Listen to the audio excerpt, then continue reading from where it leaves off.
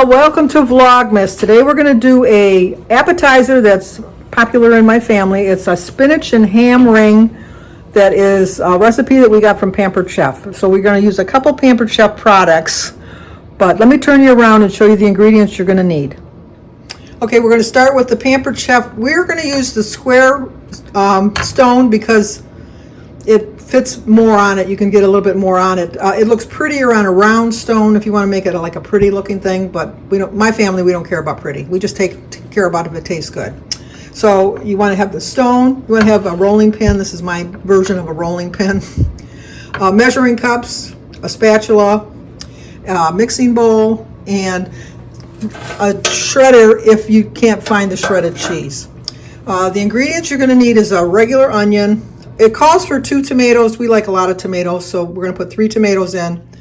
Some chopped spinach thawed, and then you want to squeeze all the liquids out. I've already done that. They say chopped carrots. We're going to put shredded carrots because that's what I had. It says 2 cloves of garlic. We like garlic, so we're going to put 3 cloves of garlic in it. Some real mayonnaise. They didn't have any of the regular crescent rolls at my Kroger's, so I had to get the butter. So we're going to do the butter, but it tastes better with the regular. You're supposed to have shredded cheese. My store doesn't have shredded Swiss, so I'm going to shred it myself. And then 8 ounces of ham that you're going to chop up. So those are the ingredients, and so let me get everything ready, and then I'm going to turn you around, and we're going to start this recipe, and you'll see how quick and easy it is. Oh, preheat the oven to 375. Okay, first of all, we're going to take our crescent rolls out, and we're going to put it on our stone with the seams there separately. And then we have this other one to the side, because this is going to be the top. But what you want to do is you want to stretch this out, but you want to make sure you don't have any holes in the seams. So you want to make sure that it gets all together. And you want to stretch it as far as you can. So once I get that done, I'll be back. So that's the general gist of what we want to do. Okay, we have the dough all rolled out with the seams all together. There's 8 rolls left, crescents left, so you're going to put 3 on each side like this. We're going to put 1 on this end and 1 on this end when we're done. No, right now. Oh, we're going to put this in right now.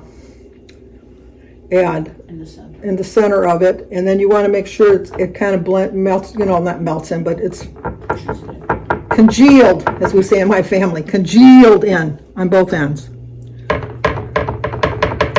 So we got that done. Now we're going to bring over our mixture. Let me move you over a little bit. There we go. This is the ham. I always forget, I don't make it this often.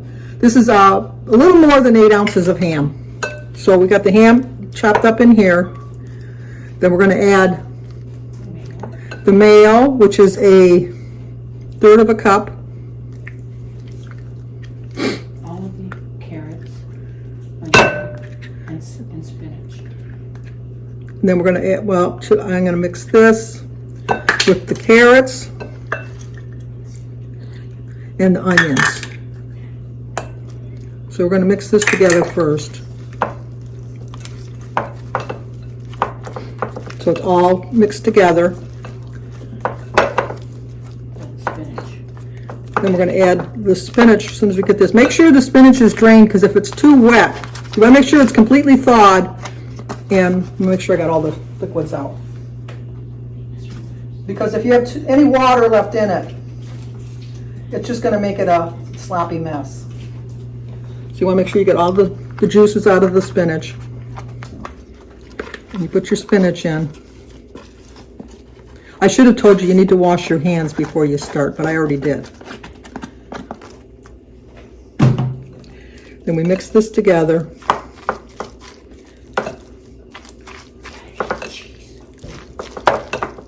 And then once we get this, we're going to add some of the cheese. You want to leave a little bit of cheese to keep it on the end. Now the recipe calls for shredded cheese. We just put chunks of cheese. Whatever's easier. If you can find the shredded cheese, I'd go with that. But so we're going to just leave a little bit of cheese to put on the top. More. Okay. And mix this together.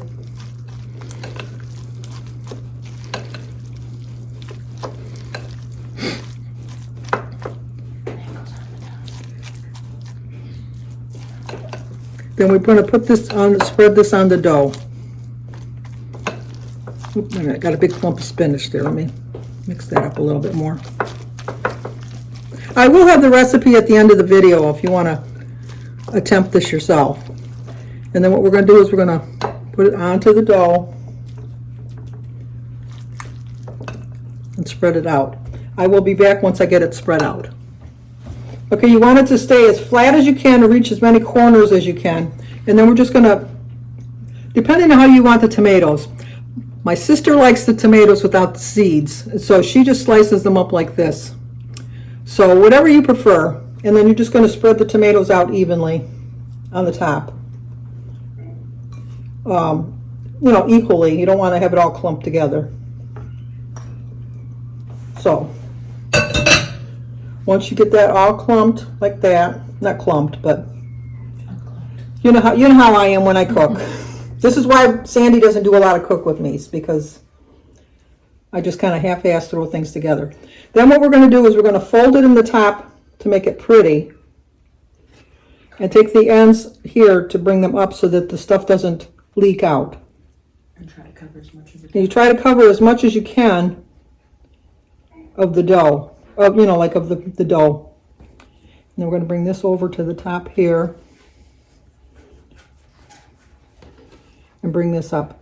So once I get all this done, I'll be back, show you the finished product before we pop it in the oven. As usual, Sandy forgot something. Remember when we made the, what did we make last week? And I forgot to put the brown, oh, when we made the banana bread, I forgot to put the brown sugar in.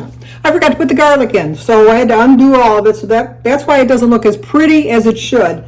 I should have took a picture of it, how pretty it looked before I forgot that I put the garlic, didn't put the garlic in, so I had to redo it. But you want to at least cover as much as you can. Sometimes you might have to break off a little piece of the dough to cover up the holes, because you don't want to have a lot of holes. And then whatever is left, you're just going to, a little bit of cheese, you're just put on top, it's going to melt. You don't have to do an egg wash or a butter wash or anything like that. And so we're going to put this in the oven for 25 to 30 minutes at 375. So I will let you see what it looks like when it's done. And here is the finished product, and you just slice it up with a pizza cutter into little bite-sized pieces. It's delicious. Let me know if you try it, because I know you're going to love it.